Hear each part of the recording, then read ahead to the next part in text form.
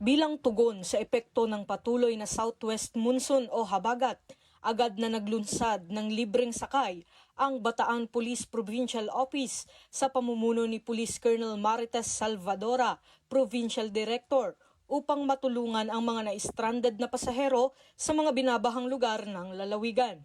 Nagpakalat ng mga PNP patrol mobiles ang iba't ibang istasyon ng pulisya sa Bataan upang magsakay at magsundo ng mga apektadong residente na hirap sa transportasyon dulot ng masamang panahon.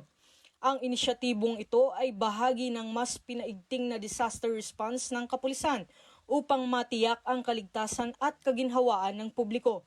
Ipinapakita ng programang ito ang patuloy ng pagtugon ng Bataan Police Provincial Office sa mga pangangailangan ng komunidad kasabay ng direktiba ni Chief PNP Police General Nicolas Torre III na naglalayong pagtibayin ang liderato ng kapulisan sa pagbibigay ng mabilis at epektibong serbisyo publiko.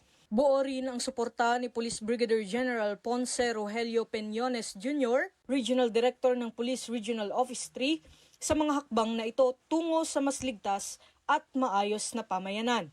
Sa gitna ng hamon ng panahon, nananatiling katuwang ng mamamayan ang Bataan PNP, handa, maagap at may malasakit.